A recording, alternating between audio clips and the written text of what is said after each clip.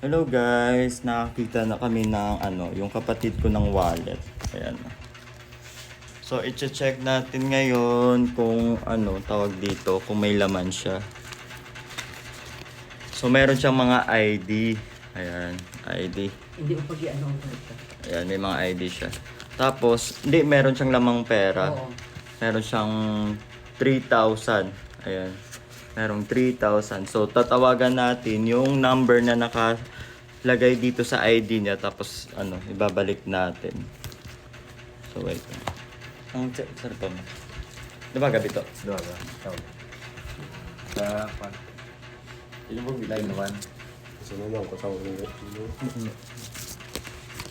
Hindi ko mag-aral sa taon kung sila yung makita nila. Di ba? Kasi, balik lang. Pakita mo silang anong balik. Natulog ko na naman kami. 09. Ano? Number? I-delete to eh. May video to. Doon mo buwan.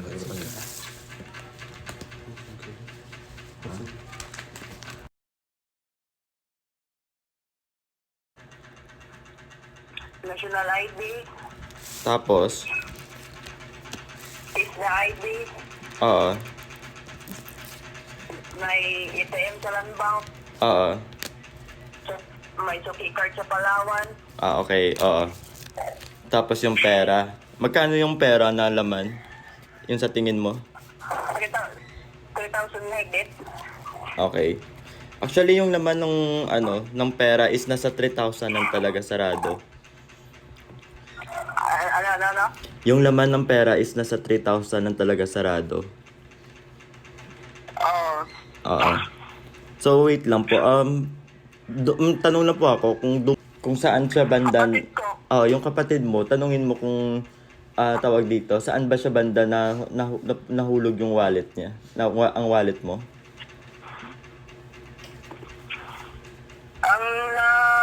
Alala ko lang, naglakad sa karabi niya. Naglalakad lang siya kagabi? May kutsero. May kutsero din na bumalik. Okay. Sige, oo. Tapos, wala daw pitaka. Okay. Oo. So, wait lang. Kailan ka ba, anong oras ka ba available? Kasi, nandito sa amin yung wallet mo. Ngayon, pwede na eh. Hindi ako nag-duty ngayon.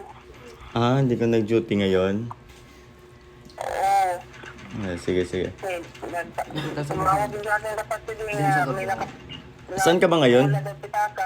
Oo, saan ka ba ngayon? Nasa kuhan, nasa Bumix sa may kuhan, eskwelahan ni wife.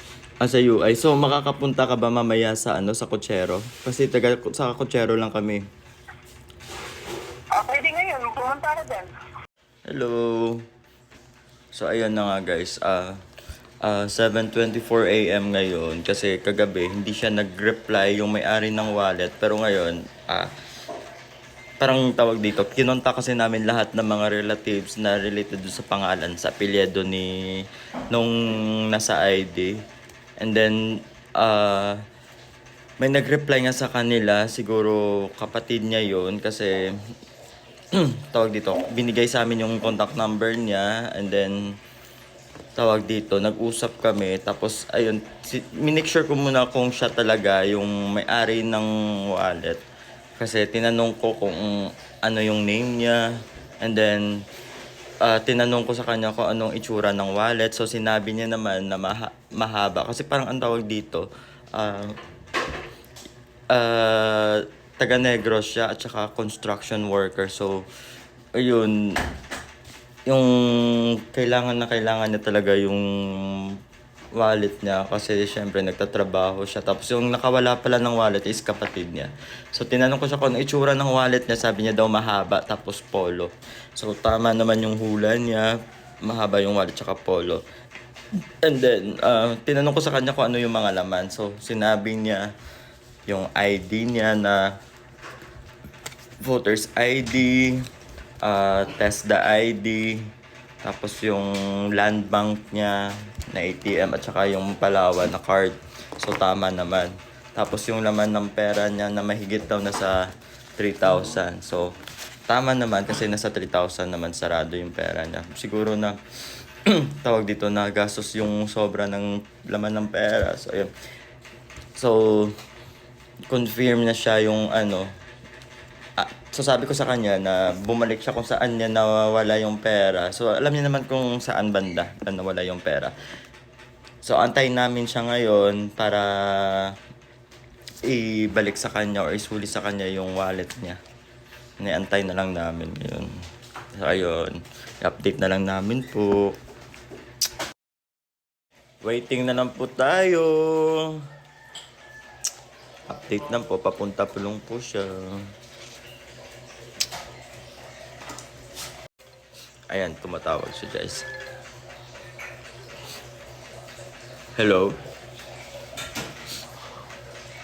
Hello? Hello sir? Asa na po kayo? Nandito na ako sa may kutsero. Okay, sige. Sa pagpasok mo, may makikita kang Baptist Church dyan. Antayin nyo lang po yung kapatid ko dyan. Papasundo ko po kayo. Dito na lang po sa sa bahay namin. Okay, sige. Papunta niyo yung kapatid ko dyan. Sige po.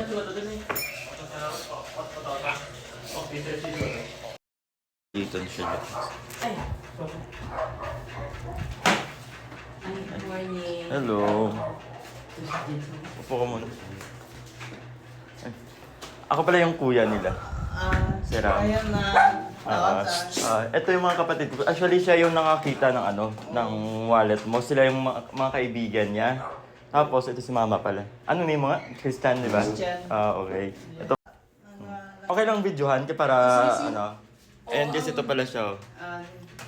Ayan. Isip ko na din, chika pa. I-check mo muna. Natuwa ka yung pala ko. Yung ID mo. Gusto ko ba yung card nila? Hello! So ayun na guys, nakita nyo naman sa video, di ba, na dumating na yung may-ari ng wallet. So ayun, hindi ko na natapos yung video kanina kasi naputol yung video, nag-memory full na siya. So in short, na pina-check namin muna kung yung laman ng wallet at binilang namin yung pera. So okay naman sa kanya. At saka tinanong ko siya kung anong reason kung bakit nawala yung wallet niya. Sabi niya daw, pumunta daw sila dito sa malapit sa area namin. Tapos uminom daw sila. Binigay niya daw sa tito niya yung wallet. Pinasa na dun sa kapatid niya hanggang sa nawala. So sa part niya kasi medyo nakainom na. Babalikan niya sana kung saan nawala pero hindi niya sure kung saan banda kasi nandun na daw yung taxi, so nahirapan na din siya. So kinabukasan nagulat na lang daw siya na may tumawag sa kapatid niya hanggang sa kinontak siya at saka nagmamadali-dali siya na pumunta dito. Yung reason pala kung bakit ginawa ko tong video na to, hindi para ipakita ko ano yung mga ginawa namin. Yung purpose nito is para ipahiwatig sa lahat ng mga tao na hindi lahat na napupulot natin or nakikita natin ay sa atin na. Kumbaga, yung mga nawalan ng gamit, yung mga nawalan ng mga kung ano-ano is mas mahalaga pa pala sa kanila. Isipin na lang natin na huwag tayong magdadalawang isip na ibalik yung mga gamit or mga bagay na napulot natin, lalo na pag alam naman natin na pwede talaga itong maisuli, lalo na pag nandyan yung mga IDs nila. Isipin mo na lang na kung kailangan mo is mas kailangan nila. Isipin mo yung parang malay mo yung napulot mong pera is parang pang emergency na dapat gamitin nila, or malay mo 'di ba na hospital yung sa family nila, 'di ba? Mas kailangan nila. Hindi mo kailangan ng kapalit pag binalik mo. Hindi mo kailangan na ibalik sa iyo agad-agad ng taong nagmamay-ari nito. Yung isipin mo na lang is nakatulong ka. Aside dun sa nakatulong ka, naging kalmado or masaya sa pakiramdam na may binalik ka na alam mo na hindi naman sa'yo, di ba? Isipin mo, gising yung Diyos, gising yung universe na nakikita ko ano yung mga mabubuting ginawa mo, di ba? Yan na lang yung lagi mong isipin na maging honest tayo sa lahat ng bagay. So, ayun lang yung mga natutunan namin, di ba? Kaya, kung ikaw mismo nakapulot ng mga ganun, ano yung gagawin mo? Nasa'yo naman yun, di ba? Kung may konsensya ka o wala. So, ayun lang. At saka sa mga taong nawawalan ng gamit, guys, lesson learned na lang po na pag-iingatan yung mga gamit na lagi nating dinadala. So ayun na lang po. Sana po may natutunan po kayo sa video natin. At saka God bless po. At saka dun sa nawalan ng gamit, maraming din pong salamat kasi may natutunan din po kami kasi may na-share ka po about sa life nyo. At saka thank you po. At saka thank you po sa mga nanood ng video. Salamat po.